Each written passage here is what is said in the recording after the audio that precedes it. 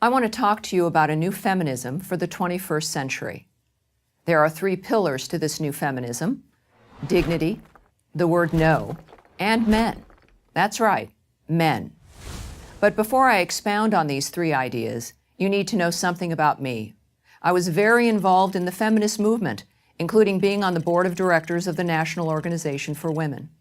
For this, I feel much pride and some guilt. Pride because feminism has pushed forward some very important and needed changes, and guilt because it has also done a lot of damage. My work now is to reverse that damage. So in that spirit, let's talk about the first pillar of this new feminism: dignity. Dignity is at the core of what feminism should always be about. Dignity means that a woman should be able to freely choose her own path in life.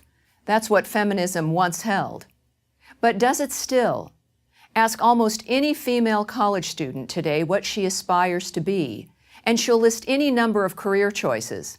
The one she won't list is wife and mother. In fact, any time someone has the temerity to suggest that a woman might want to look for a husband while in college, as a very successful Princeton grad recently did in a letter to the school's newspaper, feminists go nuts. A new feminism will value and respect all responsible choices. And while we're talking about dignity, I can't think of anything less dignified for women than the feminist belief that in the sexual arena, women are like and therefore ought to act like men.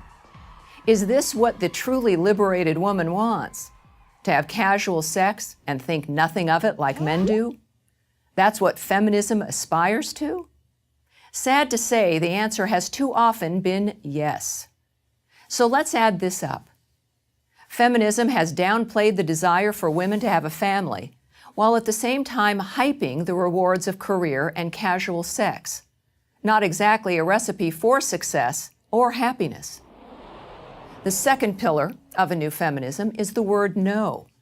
It's very much tied in with the first pillar. Throughout history, women have made great use of the word no. No.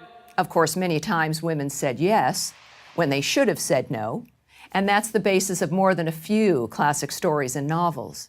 But this was the exception, not the rule.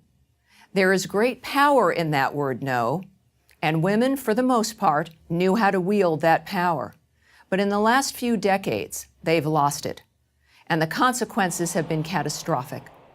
Women who fought not to be treated as sex objects have become more objectified than ever. You see it everywhere, in music videos, on billboards, in the hookup culture on campuses. And now we have the tawdry spectacle of teenage girls sexually pursuing teenage boys the way boys pursued girls. How did this happen? Because feminism began to advocate that women should behave like men. Whatever men did and however they did it, that's what women should do. Feminists were angry at men, but they wanted to be like them at the same time. No wonder our society is so confused. Women are robbing themselves of the ability to say no. The solution is to take that power back. This is especially true for young women. No. Saying no means I will not be defined by anyone else, not by feminists, and not by men's sexual desires. That is female power. This is a good segue to my third pillar of a new feminism: men. It is easy for feminists to forget this, but it was men who gave up their monopoly on political power and gave women the right to vote. Men who invented birth control, the refrigerator, the washing machine, and so many other devices that liberated women. And men are different from women. Academics like to speculate that men and women are basically the same, that they're only socialized differently.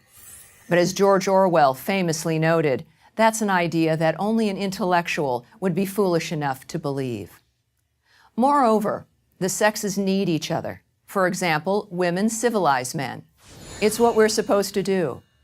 But in order to accomplish this critical task, we must preserve our dignity, not be afraid to use the word no, and see men as partners, not as competitors, let alone oppressors.